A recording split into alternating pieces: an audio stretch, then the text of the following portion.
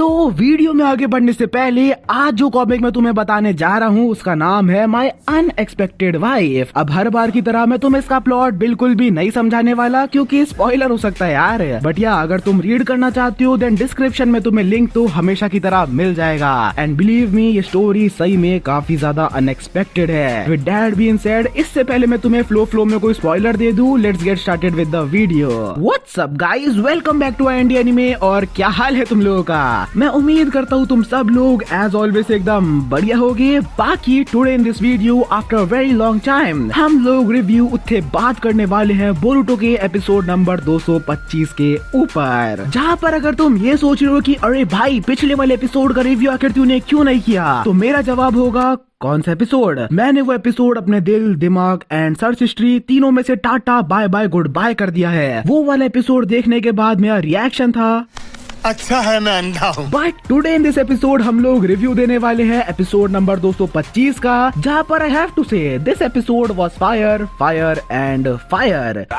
फिर भले ही वो इस एपिसोड की ताइजुत्सु बैटल हो, फिर भले ही वो इस एपिसोड का एनिमेशन हो, फिर भले ही इस एपिसोड का इनर प्लॉट लाइन हो, आई हैव टू से everything was pretty much perfect. And that's why इस वाले एपिसोड को मैं रेटिंग्स दूंगा 7 आउट ऑफ 10 जस्ट बिकॉज उन्होंने बोरुटो एंड मित्सुई का चूनिन एग्जाम मिस करवा दिया इस शिटी प्लॉट पर। Like what the fuck dude. मैंने कहा बड़े बड़े सपने सोचे थे, दूर से देख के लग रहा था कि कोडामोडो को किडनैप करवा रहा है, और यहाँ पास आके देखा तो ये छपरी 2 कौड़ी के शिनोबी साइंटिफिक निंजा टूल के लिए आमोडो को किडनैप करके लेके गए थे। लाइक ब्रा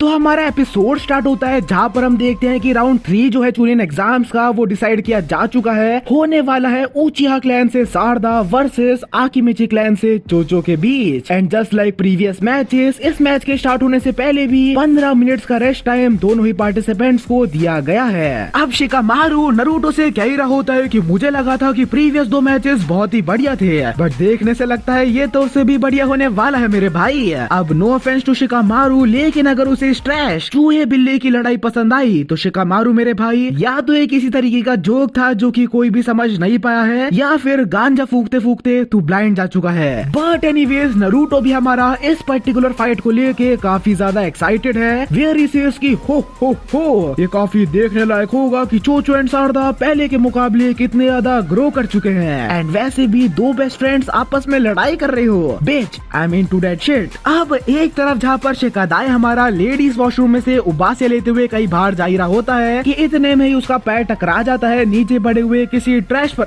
आई मीन इनोजिन पर। ओके जोक्स अपार्ट, इनोजिन हमारा at this point of time काफी ज्यादा डिप्रेस लग रहा होता है, जहाँ पर जब शिकादा ये पूछता है कि ओहे इनोजिन तुम यहाँ अंधेरे में बैठ के क्या कर रहे हो, उसी टाइम पर इनोजिन स्टार्ट टू सेज की नथिंग। जैसे जैसे टाइम बीतता जा रहा है वैसे वैसे मुझे रियलिटी हिट कर रही है कि मैं अब हार चुका हूँ। लेकिन उनकी ये बातें चली रही होती है कि वहीं पर उसी टाइम पर आउट ऑफ नोवेयर चोचो भागते हुए comes into the scene and वो शिकादाई के ऊपर काफी ज्यादा अनोइंग वे में चिल्लाई रही होती है कि शिट मेरी ओपोनेंट और कोई नहीं बल्कि सारदा उचिवा है। लेकिन इतने में उसकी नजर पड़ती है नीचे बैठे हुए इनोजिन पर, एंड दैट्स द टाइम जब उन दोनों का प्रॉमिस शिकादाई को रिवील किया जाता है। अब शिकादाई तो स्ट्रेट अप मना कर देता है कि अरे नहीं मुझे तो वो वेस्ट पहनना ही पसंद नहीं है, इसलिए मैं उसे नहीं पहनता। लेकिन deep down we all know कि शिकादाई कैसा बढ़िया बंदा है, एंड इसे तुम प्लॉट टूल कहो या कुछ भी कहो, ये काफी ज्यादा बढ़िया रोल प्ले किया सारदा एंड चोचो की फाइट को बढ़िया बनाने में। एंड सारदा की बात चली रही है तो वहीं पर दूसरी तरफ हम देखते हैं कि सारदा भी हमारी वार्म अप कर रही है। एंड इवन दो चोचो उसकी बेस्ट फ्रेंड है, स्टिल उसके बावजूद भी वो ये कहती है कि I can't afford to go easy on her, क्योंकि मैं भी अपना रिजॉल्व ले चुकी हूँ। सीन हमारा देन फिर आता है शिंकी एंड कवाकी के बीच में, एंड दोनों के बीच की गर्मा गर्मी पिछले एपिसोड से स्टार्ट हो गई थी। अब कवाकी जो कि पिछले मैच को देख के अपन सब की तरह बोर हो चुका है, वो वापस घर जा ही रहा होता है कि इतने में हमारा शिंकी उसे ये कहते हुए रोक लेता है कि मुझे लगता लगता है कि तुम्हें यहीं पर रुक के नेक्स्ट मैच देख के ही वापस जाना चाहिए। अब कवाकी जो कि बहुत ही ज्यादा पिस्ड ऑफ होता है क्योंकि शिंकी उसे पूरे टाइम बस घूरे ही जा रहा था, वही कवाकी ये कहते हुए जा रहा होता है कि इन चुनिन एग्जाम्स का मुझसे पर्सनली कोई लेना देना नहीं है एंड उन सब के व्यू पर तुम होते कौन हो मुझे बताने वाले कि मुझे क्या करना चाहिए। एट दैट टाइम शिंकी उसे अगेन रोक लेता है, जिसी के बाद होती है the most anticipated fights of all time, दो ऐसे कैरेक्टर्स जिनको उनके रेस्पेक्टिव कागेज ने अडॉप्ट किया हुआ है। अब ऑब्वियसली क्योंकि कवाकी अपना कारमा लूज कर चुका है एंड क्योंकि शिंकी के पास एक्सपीरियंस भी ज्यादा है, वो काफी आसानी से कवाकी को पेल देता है। बट मैं इस बात पे बिल्कुल भी अनॉयड नहीं हूँ कि उन्होंने कवाकी को बहुत ही ज्यादा वीक दिखा दिया। जो सच है वो तो सच ही है, लेकिन अगर शिंकी ये कह रहा है कि ही इज गुड तो हमें वो बात भी फिर माननी ही पड़ेगी।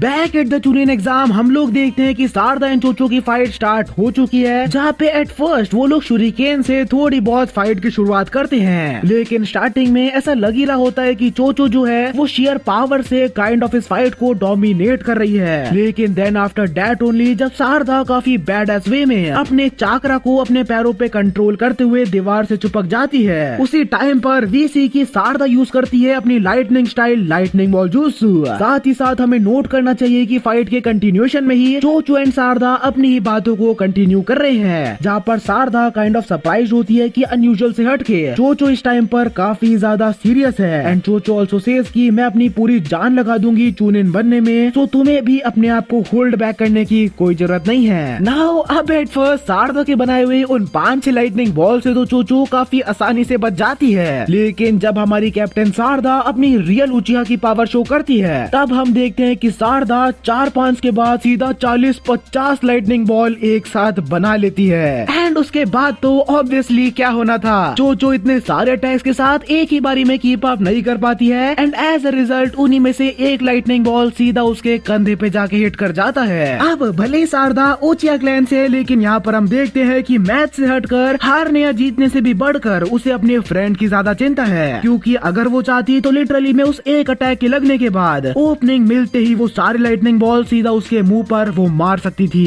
लेकिन unlike Sasuke in a good way और अ बैड वे ये हमारी सारदा है, क्योंकि यहीं पर अगर सास्के होता तो ओ बॉय खत्म। एंड ये मेरा पर्सनल ओपिनियन है, बट कई महीनों में मुझे सारदा नरूटो की एक्चुअली में याद दिलाती है। तुम्हें भी अगर ऐसा लगता है तो कमेंट्स में जरूर बताना। बैक टू द फाइट हम देखते हैं कि सभी लोगों को लग रहा होता है कि सारदा का क्लियर कट इस फाइट के ऊपर अपर हैंड है एंड दैट्स व्हेन चोचो को उसके अटैक से हर्ट करने के लिए भोली सारदा हमारी चोचो को जाके इन अ गुड वे सॉरी बोल देती है। अब चोचो को ऑब्वियसली ये बात बिल्कुल भी पसंद नहीं आती है कि सारदा उसे सॉरी किस बात के लिए बोल रही है, क्योंकि ये एक रियल एक्चुअल बैटल है एंड दैट्स व्हेन वो काफी गुस्से में ये कहती है कि क्या तुम हमारी फाइट को सीरियसली नहीं ले रही हो, प्रोबेबली तुम्हें लगता है कि तुम मुझे बिना कुछ ट्राई करे भी हरा सकती हो। अब ऑब्वियसली सारदा जो कि अपने सॉरी से ये मैन बिल्कुल भी नहीं कर रही थी, उसे ही हमारी चोचो ये कहते हुए एक सरप्राइज अटैक में सीधा उसके मुंह पे पंच मार देती है कि मैं यहाँ पर कुछ भी हो जाए हार नहीं सकती हूँ, क्योंकि मैंने शिकादाई को अपना प्रॉमिस दिया हुआ है। अब पूरा एपिसोड एक तरफ एंड ये वाला पार्ट एपिसोड का एक तरफ हम देखते हैं कि चोचो जब नीचे गिरे हुए सारदा से ये कहती है कि तुम मुझे अपनी करंट स्टेट में कभी भी नहीं हरा पाओगी, क्योंकि तुम्हें जो करना चाहिए उसके लिए तुम प्रिपेयर्ड ही नहीं हो। दैट्स व्हेन सीन अगेन काफी कूल वे में कट होता है सारदा के फ्लैशबैक पर, जहाँ पर जब सारदा सास्के से ये कह रही होती है कि मैं प्रिपेयर्ड हूँ, दैट्स व्हेन सास्के अपना कुनाई निकालते हुए सारदा की तरफ पॉइंट आउट करते हुए उससे ये कहता है कि इन दैट केस मैं तुमसे सिर्फ एक ही सवाल पूछना चाहूंगा,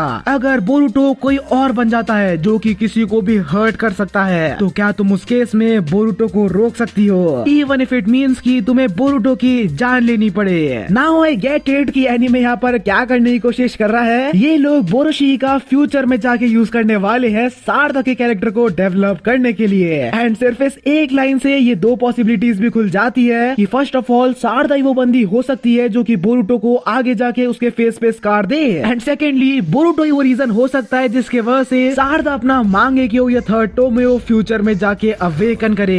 as such I would say brilliant writing and जिसने भी ये प्लॉट सोचा उसने सारदा की फ्यूचर स्टोरी को और भी ज्यादा इंटरेस्टिंग बना दिया। अब उसी टाइम पर हमें बोरुटो एंड सारदा की कुछ पास्ट ब्यूटीफुल मेमोरीज भी दिखाई जाती है, जहाँ पर दोनों ही सारदा एंड बोरुटो काफी ज्यादा खुश लग रहे होते हैं एंड देन आता है वो सीन जिसे देख के मैं तो काफी ज्यादा सरप्राइज हो गया था। पहले हमें बोरुटो का ही एक ब्राइट एंड हैप्पी साइड दिखाया जाता है and then immediately after that वो सीन कट कट होके हमें बोरुटो का ही डार्क साइड दिखाया जाता है, जहाँ पर बोरो से फाइट करते समय मोमोशिकी बोरुटो की बॉडी के ऊपर टेक ओवर कर चुका है। एंड ओवरऑल ये जो पूरा शॉट था बोरो, सारदा एंड बोरुटो का, आई हैव टू से कि बहुत आला भाई, कतई आग ही लगा दी है। मतलब तुम देख रहे हो क्या बैड एस पोज में हमारा बोरुटो हवा में उड़ रहा है, तुम्हें क्या लगा? एनीवेज आगे बढ़ते हुए हम देखते हैं कि सारदा भी फाइनली अब चोचो से फाइट करने के लिए काफी ज्यादा सीरियस हो चुकी है। एंड उसी के बाद ही उनकी थोड़ी ताइजुत्सु बैटल होती है and Sarada also uses her fireball jutsu. लेकिन to come to the conclusion, in the end of the fight हम देखते हैं कि सारदा अपना चिदोरी एक्टिवेट करते हुए, चोचो अपना बटरफ्लाई मोड एक्टिवेट करते हुए, दोनों ही काफी बैड एस वे में एक दूसरे के ऊपर हमला कर देते हैं। अब आई हैव टू से कि एनिमे ने चोचो के कैरेक्टर के साथ डेफिनेटली जस्टिस किया है, लेकिन आखिर में तुम्हारी और मेरी सारदा ही जीतती है। ओवरऑल जो एनिमेशन था वो मुझे तो काफी सही लगा एंड जो शॉट्स थे स्पेसिफिकली सारदा के एंड उसके शारिंगान के, वो सारे ही काफी बढ़िया लग रहे थे। इन द एंड अगर कुछ स्मॉल डिटेल्स के ऊपर बात करना हो तो मुझे कवाकी एंड शिंकी के बीच का इंटरेक्शन काफी ज्यादा पसंद आया, जहाँ पर Shinki in the end of the match Kawaki से कह रहा होता है कि देखा मैंने तो कहा ही था कि तुम्हें मजा आएगा। मुझे ये बात भी बहुत ही अच्छी लगी कि सास्के भी एक्चुअली में अपनी बेटी का मैच देखने आया हुआ था। एंड उससे भी मस्त बात मुझे ये लगी कि नरूटो का सास्के के साथ एक ऐसा बॉन्ड है जिसकी वजह से समहाउ नरूटो को पहले ही पता था कि सास्के यहाँ आया हुआ है। सारदा अपना मैच जीत के फाइनली चुनिन बन चुकी है एंड एज सच वो अब अपने होकागे बनने के सपने से वन स्टेप क्लोजर है। ऑल्सो डेट मीन्स कि मेरी एक और प्रेडिक्शन सच हो चुकी है। अब बुरा मुझे क्या लगा है वो मैं तुम्हें ऑलरेडी रिव्यू के स्टार्टिंग में बता चुका हूँ। हमें जानने को मिलता है कि पैसों के बदले भी आमडू कोनोहा को बिट्रे करने के बिल्कुल भी मूड में नहीं है, जहाँ पर ही सेज की I am in depth of Konoha. अब कितनी बात ये सच है वो तो हमें आगे आने वाले टाइम में ही जानने को मिलेगा। इन दी एंड चुनिन एग्जाम्स को मिस करते हुए बोरुटो एंड मित्सुकी काफी आसानी से आमडो को तो बचा लेते हैं, लेकिन एज सच यहाँ पर एक बहुत ही बड़ी वाली फोरशैडोइंग भी होती है जिसको रिव्यू में बताने का कोई मतलब नहीं है। लेकिन अगर तुम लोग कहोगे तो मैं इसके ऊपर भी एक डिटेल वीडियो बना दूंगा। अब अगर तुम्हें मेरा रिव्यू पसंद आया तो लाइक ठोको। मैं मिलता हूँ तुम्हें अगले एपिसोड में, तब तक के लिए अपना ध्यान रखो एंड पीस।